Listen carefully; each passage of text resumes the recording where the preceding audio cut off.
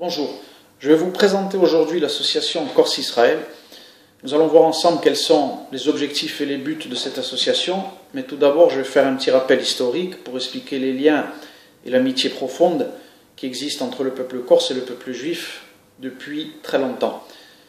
L'histoire des Juifs en Corse, en effet, remonte à plusieurs centaines d'années. Les premières traces d'une présence juive dans l'île se situent aux alentours de l'an 800. Une importante immigration venue d'Égypte vient s'installer dans le sud de la Corse. Mais c'est beaucoup plus tard que la Corse connaît la plus importante vague d'immigration juive. Elle se situe entre les années 1750 et 1769, lorsque les rois de France et l'Église expulsent les Juifs. Pascal Pal, qui fit naître à ce moment-là la première république constitutionnelle et démocratique en Europe, c'est nous notamment qui sommes les premiers à avoir donné le droit de vote aux femmes. Donc notre leader de l'époque, Pascal Pal, fit venir environ entre 5 000 et 10 000 juifs du nord de l'Italie pour revitaliser l'île, qui vient de sortir de 400 ans d'occupation génoise.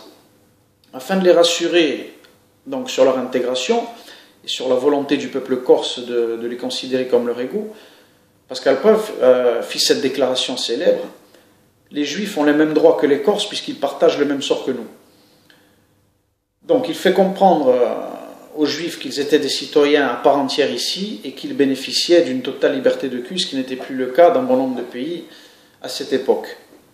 Il faut savoir notamment que c'est 25% de la population en Corse qui aurait des origines juives. En lisant les états civils, on peut facilement se rendre compte des noms tels que Jacob, Itsukaril, Simeon ou encore Constantine. Ces noms ne laissent planer aucun doute quant à leurs origines.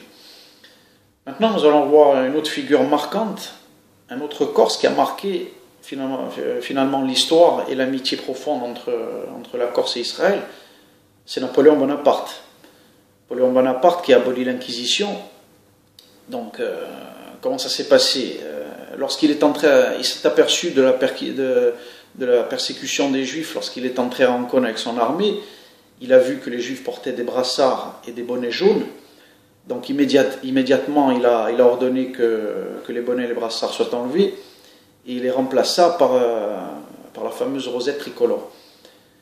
C'est lui qui supprima les ghettos à ce moment-là et donna des instructions pour que les Juifs pratiquent ouvertement leur culte et vivent librement là où ils le souhaitent. C'est lui donc qui libéra les Juifs des ghettos de Rome, de Venise, de Padoue, de Vérone. Donc il abolit l'Inquisition. C'est lui qui a permis aux Juifs de reconstruire des synagogues. Donc Napoléon était véritablement un grand ami d'Israël et, comme on va le voir, même le premier sioniste de l'histoire, puisqu'en 1799, le 20 avril exactement, il avait préparé une proclamation créant en Palestine un État juif indépendant. Il n'a pas pu réaliser ce projet, comme on le sait, à cause des Anglais accourus au secours des Turcs lors du siège de Saint-Jean d'Acre, au nord d'Israël. Et cette proclamation, comme on a pu le constater, a donné naissance au sionisme, a été une véritable impulsion, toujours en renforçant l'idée et la légitimité que les Juifs puissent retrouver leur patrie et reconstruire leur nation. Donc Napoléon, un grand ami d'Israël, un véritable sioniste, et comme Pascal Pal, donc les figures les plus importantes qui représentent la Corse ont toujours été des amis et finalement n'ont fait que consolider ces liens qui remontent à très très loin, comme on a pu le voir, entre la Corse et les Juifs. Mais on va voir plus proche de nous des événements marquants de l'histoire qui ont consolidé davantage ces liens. C'est bien entendu la Deuxième Guerre mondiale, où aucun Juif ne fut déporté. C'est la seule région en France. Et notamment aujourd'hui, à Yad Vashem, à Jérusalem, un projet qui s'intitule La Corse, île des justes parmi les nations. Nous suivons ça de très près avec mon amie Tsipora Antoniette qui vit à Jérusalem. Alors on espère que ce projet aboutira un jour. Alors il ne faut pas oublier, ce que je dis souvent, une autre période importante de l'histoire, une fois de plus, qui a consolidé et renforcé nos liens avec Israël, c'est la contribution de la Corse en 1947 et à la création de l'État juif. À ce moment-là, des Corses donc aident les combattants juifs qui sont en train de former leur État ils sont en pleine guerre israélo-arabe. Et quelle est la mission des Corses finalement ici? C'est de réserver l'aéroport d'Ajaccio à des transports d'armes qui vont être effectués. Donc les avions vont être ravitaillés ici et vont se diriger en Israël vers des lieux gardés par la Haganah. Voilà un passage encore très important de l'histoire qui a consolidé nos liens avec le peuple juif.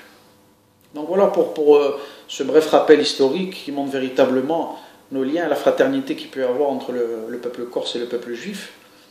Donc aujourd'hui, quels sont les buts et les objectifs de l'association? C'est bien entendu toujours établir d'étroites relations entre la Corse et Israël, notamment bien sûr sur les plans économiques et sociaux.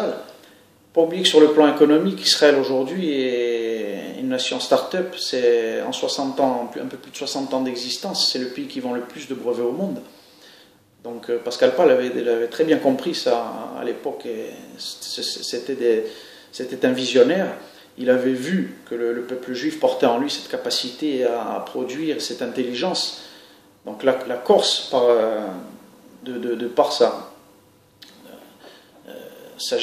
finalement, sa place en Méditerranée doit être aux côtés du peuple juif, notamment pour des échanges économiques. Nous allons essayer de mettre en place des jumelages entre les villes israéliennes et les villes corses. Mais finalement, il n'y a pas que ça qui renforce nos liens avec Israël.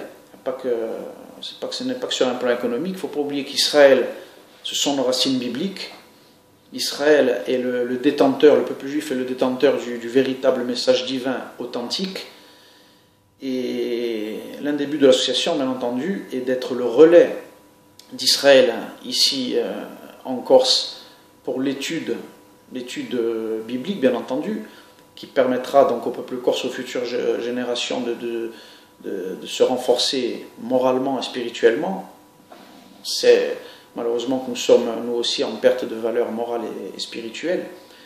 Et le peuple juif finalement peut nous amener grâce à son étude et au véritable message divin, au véritable message de la Bible, parce que ce sont les seuls finalement à porter le véritable message authentique, ce sont les seuls, les maîtres d'Israël, à détenir finalement les clés de lecture pour comprendre véritablement ce message. Et donc c'est ça que nous allons essayer de mettre en place avec peut-être des groupes d'études, des communautés, etc., etc.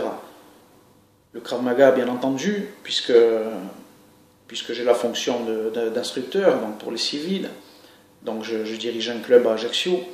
Donc le Krav Maga, bien entendu, c'est Israël. Entendu, donc par ce biais-là aussi, nous sommes à leur côté. Et le Krav Maga va permettre bien évidemment aux futures générations, à nos jeunes, d'apprendre à se défendre, d'avoir des notions de combat, savoir se battre, et tout un tas de... Donc unir finalement, le projet c'est d'unir finalement les forces physiques et spirituelles, et d'avoir un peuple corse fort aux côtés d'Israël.